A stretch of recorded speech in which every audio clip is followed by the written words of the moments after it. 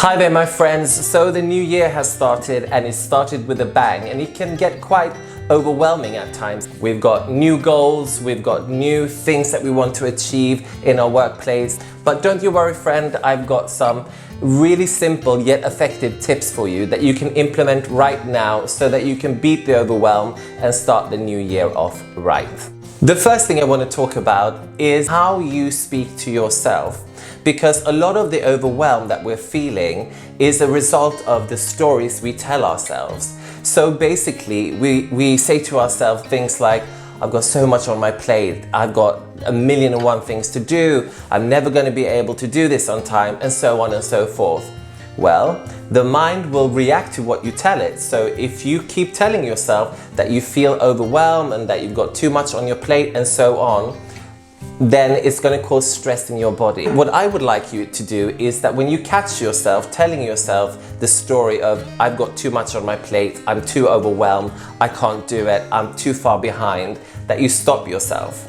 Now, I'm not saying that instead you should say something like, I am just so happy that I've got things to do. No, I'm not talking some toxic positivity here. What I'm saying is that when you catch yourself saying those negative things to yourself, that you just stop. And that can be quite difficult at times, but it is possible. And one quick tip is that every time you catch yourself saying things like, I'm too overwhelmed, I can't do this, so on and so forth, is that you put on your favorite song. That will change your mental state and you'll hopefully feel in a much better mood afterwards. The second tip I've got for you is to do with prioritizing. I mean, we all know that we have to prioritize to get things done, but it's always useful to have a system when we do prioritize. And that's when I'm going to introduce you to the Eisenhower Matrix. Have you heard of that before?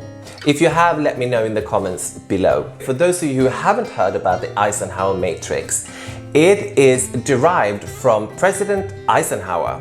And for those of you who don't know who he was a president of the United States. So President Dwight Eisenhower used to say, what is important is seldom urgent, and what is urgent is seldom important. We can actually use this when we prioritize. So what we need to do is we need to get a piece of paper or a computer and we need to make 4 squares. 1, 2, 3, 4. And in each square, we're going to write down tasks. In the first square, we're going to write down tasks that are both urgent and important.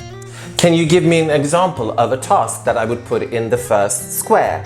I hear you say, I can. In that square, you would put things like emergencies, or if you have a meeting the next day that you have to prepare for, or if you have an impending deadline, you would put things like that, tasks associated with really urgent and important stuff in the first square. In the second square, you would put tasks that are important but not urgent. And that would be tasks that are beneficial for long-term success. What tasks would you put in that square?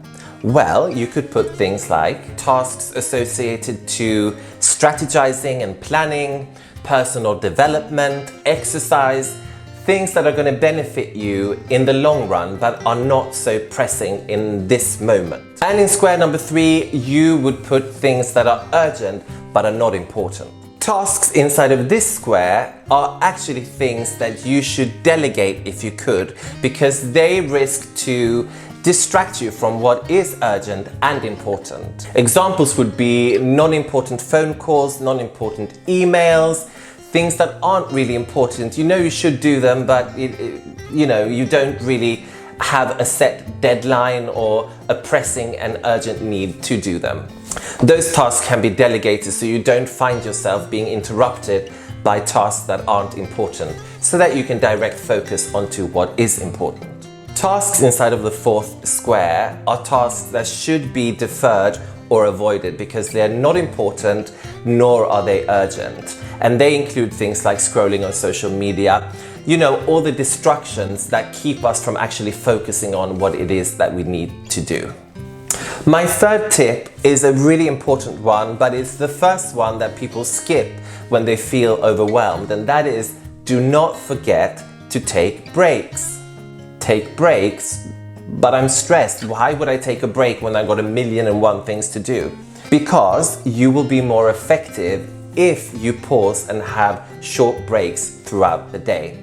Now, I don't mean the type of break where you go to the coffee machine and talk to a colleague for 20 minutes and you actually don't do anything useful. I mean short intentional breaks where you make sure to recharge yourself. And that can look like breathing for 5 minutes, doing a quick breathing exercise. It can look like walking around your office area to get some more energy.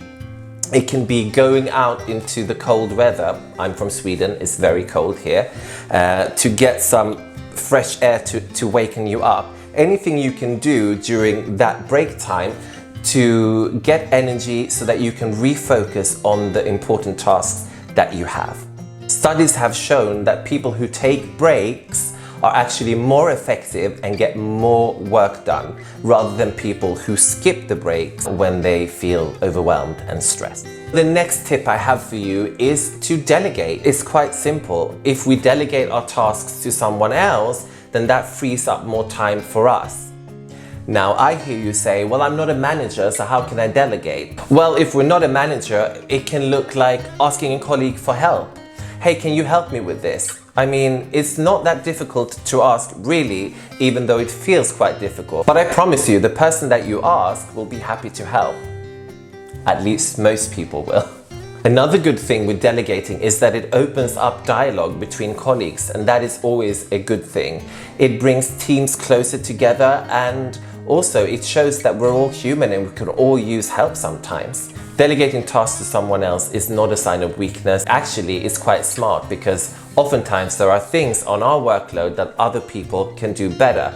People who perhaps don't have as much on their plate as we do. My next tip is to do with self-care. It's another thing that we skip as soon as we feel stressed out, most of us, but self-care is incredibly important.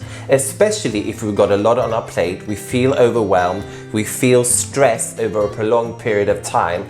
That is when self-care is critical.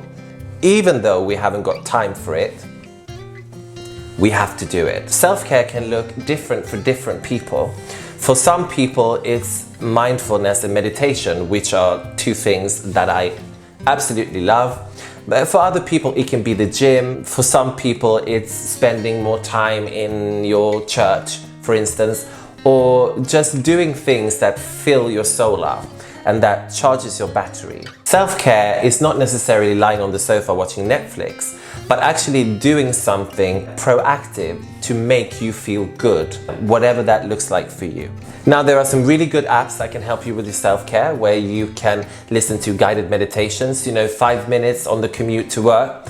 Not if you're driving, but if you're on the train, or right before you go to bed.